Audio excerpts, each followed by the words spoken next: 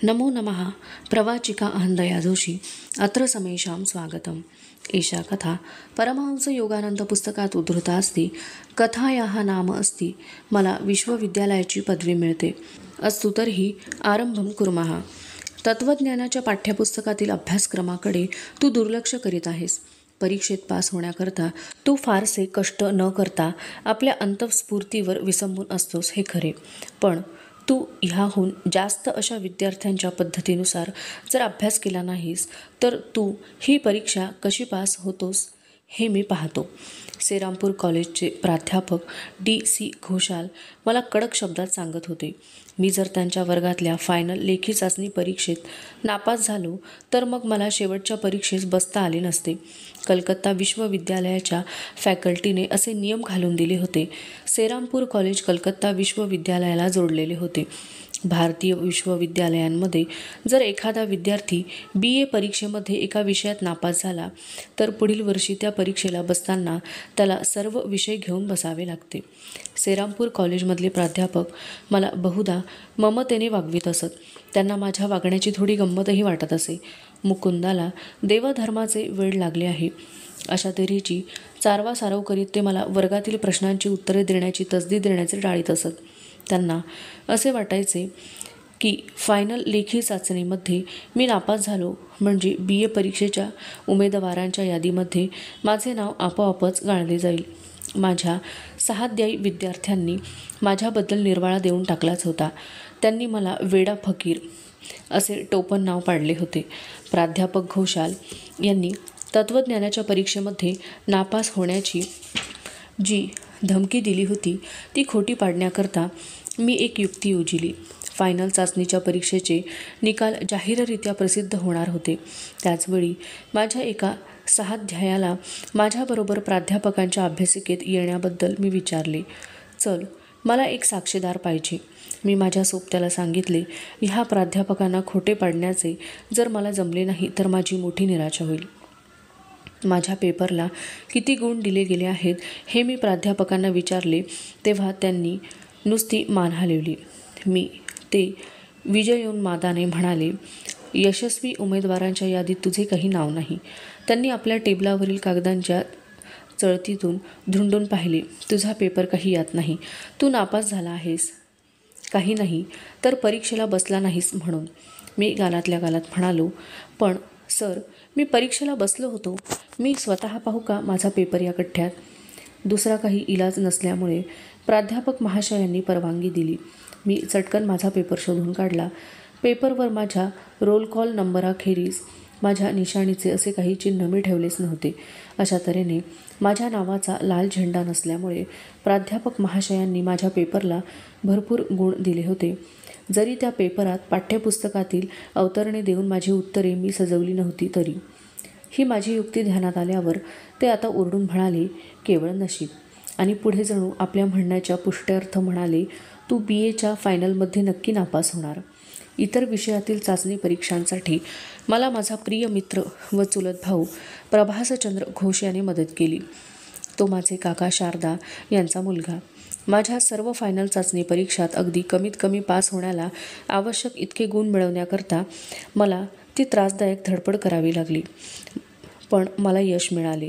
आता कॉलेजमध्ये 4 वर्षे घालवल्यावर मी BAच्या परीक्षेला बसायला पात्र झालो, तरीसुद्धा या खास हक्काचा फायदा घेण्याची माझी मनापासून इच्छा नव्हती। BA डिग्रीच्या कलकत्ता विश्वविद्यालयाचे पेपर्स इतके कठीण असावयाचे की त्या मानाने सेरामपूर कॉलेजमधील पेपर्स म्हणजे पोरखेळ असायचा। मी दररोज श्री युक्तेश्वरांना भेटायला जायचा तेव्हा कॉलेजला हजर राहायला मला वेळच नसे। वर्गात माझ्या गैरहजेरीपेक्षा हजेरीच माझ्या वर्गबंधूंना बोलायचा व आश्चर्य प्रदर्शित करण्याचा विषय व्हावयाची। माझा दैनिक कार्यक्रम असा, बहुत करून दररोज सकाळी 9:30च्या सुमारास सायकलवरून निघायचे। एका हातात गुरुजींना द्यावेस फुले घेत असे। ही फुले पंथी बोर्डिंग हाऊसच्या बागेमधील असत। गुरुजी प्रेमळपणे माझे स्वागत करीत व जेवावयास थांबवून घेत। त्यांचे हे जेवणाचे आमंत्रण मी बहुधा स्वीकारीत असे। तेवढाच एक दिवस कॉलेजबद्दलचा विचार मनातून जात असे। सबंध दिवसभर श्री युक्तेश्वरांच्या ज्ञानाचा निरुपम वाक ओघ ऐकत बसे किंवा आश्रमातील कामामध्ये मदत करीत असे। आणि मध्यरात्रीच्या सुमारास नाखुशीने पंथीमध्ये परत जायला निघत असे. मधूनमधून मी गुरुजींच्या सहवासात रात्र घालवायचा. मी त्यांच्या बोलण्यामध्ये इतका रंगून जात असे की रात्र संपून पहाट केव्हा झाली याचा मला पत्ता नसायचा. एके दिवशी रात्री 11च्या सुमारास बोर्डिंग हाऊसमध्ये परत जाण्याला निघालो असता बूट घालू लागलो तेव्हा गुरुजींनी मला गंभीरपणे विचारले, तुझी BAची परीक्षा केव्हा सुरू होत आहे? 5 दिवसांनी गुरुजी. मग तुझी तयारी असेलच. मी घाबरून गेलो. हातातला बूट हवेत तसाच्या तसा राहिला. गुरुजी, मी तक्रारीच्या आवाजाने बोललो, तुम्हाला माहिती आहे की माझा सारा वेळ प्रोफेसरांच्याकडे न जाता तुमच्याजवळच गेला आणि आता मी त्या कठीण फायनल परीक्षांना बसून काय स्वतःची फजिती करून घेऊ? श्री युक्तेश्वरांनी माझ्याकडे भेदक डोळे रोखले. तुला बसलेच पाहिजे. त्यांनी थंडपणे हुकूमच केला. आश्रमात जीवन व्यतीत करण्याबद्दल तू जी ही पसंती दर्शवलीस त्याबद्दल तुझे वडील व इतर नातेवाईक यांना टीका करण्यास जागा देता कामा नये. मला फक्त एवढेच वचन दे की तू ह्या परीक्षेला बसशील व सर्व प्रश्नपत्रिकांची उत्तरे तुला येतील तितक्या उत्कृष्ट रीतीने देशील. माझ्या डोळ्यातून अश्रुधारा वाहू लागल्या. त्यांचा प्रवाह मला थांबवेना. मला असे वाटले की गुरुजींची ही आज्ञा संयुक्तिक नाही आणि अगदी थोडक्यात सांगावयाचे म्हणजे त्यांनी ही दाखवलेली कळकळ इतकी उशिरा दाखवली की तिचा आता काही उपयोग नव्हता. जर आपली इच्छा असेल तर मी बसेन, मी हुंदका देत म्हणालो. पण परीक्षेची पुरेशी तयारी करायला आता वेळच उरलेला नाही. मी माझ्याशीच पुटपुटलो. प्रश्नांची उत्तरे म्हणून मी आपल्या शिकवणुकीने पेपरांचे कागद भरून टाकीन. दुसऱ्या दिवशी जेव्हा मी नेहमीच्या वेळेला आश्रमात गेलो तेव्हा श्री युक्तेश्वरांना फुलांचा गुच्छा दुःखित अंतःकरणाने दिला. माझा दुःखी चेहरा पाहून त्यांना हसू आले. मुकुंदा, परमेश्वराने तुला परीक्षेत काय किंवा अन्यत्र काय अपयश दिले आहे काय?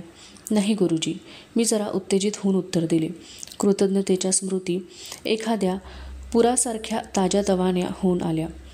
गुरुजी कृपाळूपणे म्हणाले, कॉलेजमधील सन्मान मिळवण्याच्या मार्गात तुझ्या आळशीपणाने नव्हे तर परमेश्वराबद्दलची ज्वलंत निष्ठा आड आलेली आहे. थोडा वेळ स्तब्ध राहून त्यांनी बायबलमधील एक सुक्ती वचन सांगितले. प्रथम परमेश्वराच्या राज्याचा आणि त्याच्या सच्चरित्राचा शोध घे आणि मग सर्व गोष्टी तुला आपोआप मिळून जातील. गुरुजींच्या सान्निध्यात माझ्यावरील हा बोजा उचलला गेल्याची ही 1000वी वेळ. आमचे जरा लवकरच जेवण झाले. त्यानंतर मी पंथीला लगोलग परत जावे असे त्यांनी सुचवले. काय रे, तुझा तो मित्र रमेशचंद्र दत्त अजून बोर्डिंग हाऊसमध्ये राहतो काय? होय गुरुजी, त्याला जाऊन भेट. तुला परीक्षेत मदत करण्याकरता परमेश्वर त्याला प्रेरणा देईल. ठीक आहे गुरुजी, पण रमेशला फार अभ्यास आहे. तो आमच्या वर्गातला अतिहुशार विद्यार्थी आहे आणि त्याचा अभ्यासक्रम इतरांच्यापेक्षा मोठा आहे. गुरुजींनी माझ्या हरकती बाजूला सारल्या. पण रमेशला तुझ्याकरता वेळ सापडेल. जा पाहू आता. मी पंथीकडे पुनः सायकलने परतलो. बोर्डिंग हाऊसच्या आवारामध्ये अगदी पहिला जो इसम भेटला तो म्हणजे स्कॉलर रमेश. जणू काही त्याला वेळ मोकळा होता अशा आविर्भावाने माझी ही आत्मविश्वासशून्य विनंती त्याने मान्य केली. जरूर, मी तुला वाटेल ती मदत करीन, असे म्हणून त्याने त्या दिवसाचे व पुढल्या थोड्या दिवसांचे कित्येक तास मला निरनिराळ्या विषयात तयार करण्यात खर्च केले. मला वाटते की इंग्लिश वाङ्मयावरीलच्या पेपरमध्ये पुष्कळसे प्रश्न ज्या मार्गाने चाइल्ड हॅरॉल्ड गेला त्याबद्दल असतील. तो सांगू लागला, चल, आपल्याला एका नकाशाचे पुस्तक ताबडतोब मिळवले पाहिजे. मी ताबडतोब शारदा काकांच्या घरी गेलो व एक नकाशाचे पुस्तक उसने घेतले. रमेशने त्यामधील युरोपच्या नकाशावर जी जी ठिकाणे बायनरच्या साहसप्रिय प्रवाशाने प्रवासात पाहिलेली होती त्या त्या ठिकाणी खुणा केल्या. ही त्याची शिकवणी चालू असता त्याच्या तोंडून ऐकायला माझे काही वर्गबंधू माझ्या भोवती जमा झाले होते. रमेश, तुला चुकीचे सांगतोय, त्यापैकी एक म्हणाला. साधारणपणे 50% प्रश्न पुस्तकातील मजकुराबद्दल असतात. बाकीचे निम्मे प्रश्न लेखकांच्या जीवनक्रम विषयावर असतात. इंग्लिश वाङ्मयावरील परीक्षेला जेव्हा मी बसलो तेव्हा पेपरवर प्रथम नजर टाकली आणि कृतज्ञतेचे अश्रू माझ्या गालांवर उघळून खाली पेपरवर टपकले. वर्ग पर्यवेक्षक माझ्या डेस्कपाशी आला व त्याने सहानुभूतीवर माझी चौकशी केली. माझ्या गुरुने असे भविष्य केले होते की रमेश तुला मदत करेल.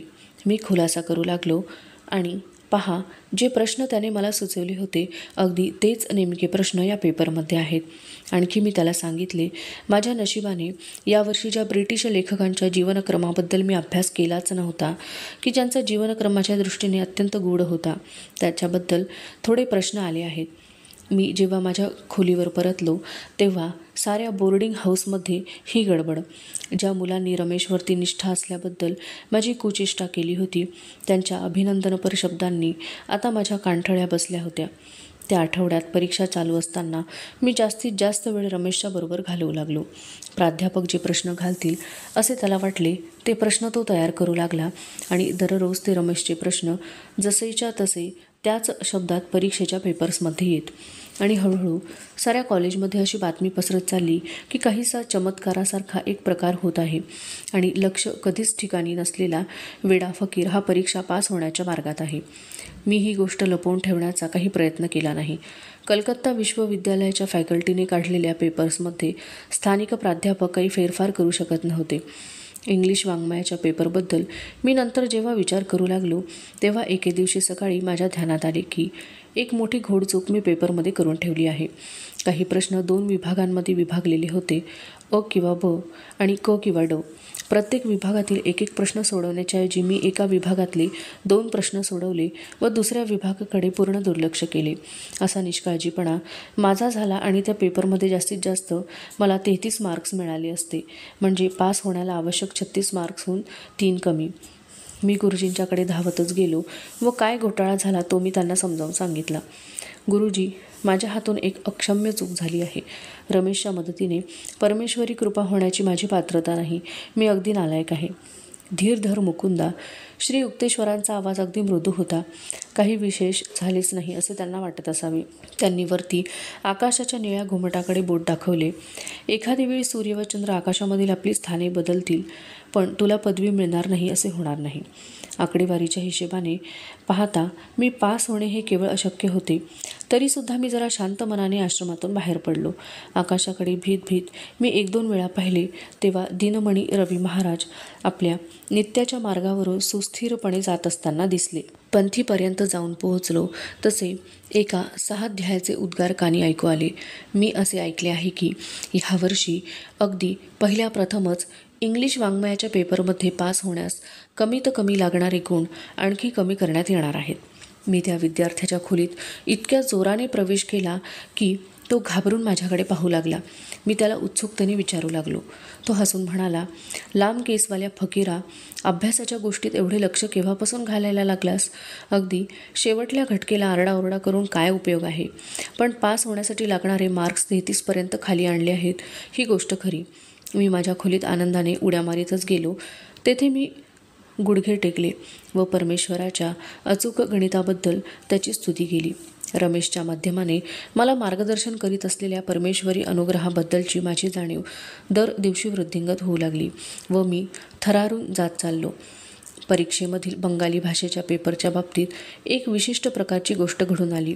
एके दिवशी काय झाले, मी बोर्डिंग हाऊसमधून परीक्षेच्या हॉलकडे जायला निघत होतो तेवढ्यात रमेशने मला हाक मारली. रमेशने काही मला या पेपरबद्दल तयार केले नव्हते. एक वर्गबंधू मला घाईघाईने म्हणाला, तो पहा, तुला रमेश हाक मारतोय, पण तू परत फिरू नकोस. आपल्याला हॉलमध्ये जायला उशीर होईल. त्याच्या उपदेशाकडे लक्ष न देता मी बोर्डिंग हाऊसमध्ये धावतच गेलो. रमेश म्हणाला, बंगाली भाषेच्या पेपरमध्ये आपण बंगाली मुले साधारणपणे सहजच पास होतो, पण मला अगदी इतक्यातच अशी अंतःप्रेरणा झाली आहे की यावर्षी प्रोफेसर लोक पाठ्यपुस्तकांवरच जास्त प्रश्न घालून विद्यार्थ्यांची कत्तल करणार आहेत. नंतर त्याने मला विद्यासागरांच्या आयुष्यामधल्या 2 गोष्टींचा सारांश सांगितला. विद्यासागर हे 19व्या शतकाच्या प्रारंभी बंगालमध्ये एक मोठे प्रसिद्ध परोपकारी पुरुष होऊन गेले. मी रमेशचे आभार मानले व लगोलग सायकल चालवून हॉलमध्ये हजर झालो. तेथे मला आढळून आले की बंगालीच्या पेपरचे 2 विभाग होते. पहिलीच सूचना अशी होती की विद्यासागरांच्या दातृत्वाची 2 उदाहरणे द्या. अगदी नुकतेच मिळवलेले ह्या विषयावरचे ज्ञान मी पेपरमध्ये ओतले व मनाशी आभार प्रदर्शनाचे थोडे शब्द पुटपुटलो की अगदी आयत्या वेळी मी रमेशच्या ह्या तातडीच्या हाकेकडे लक्ष दिले.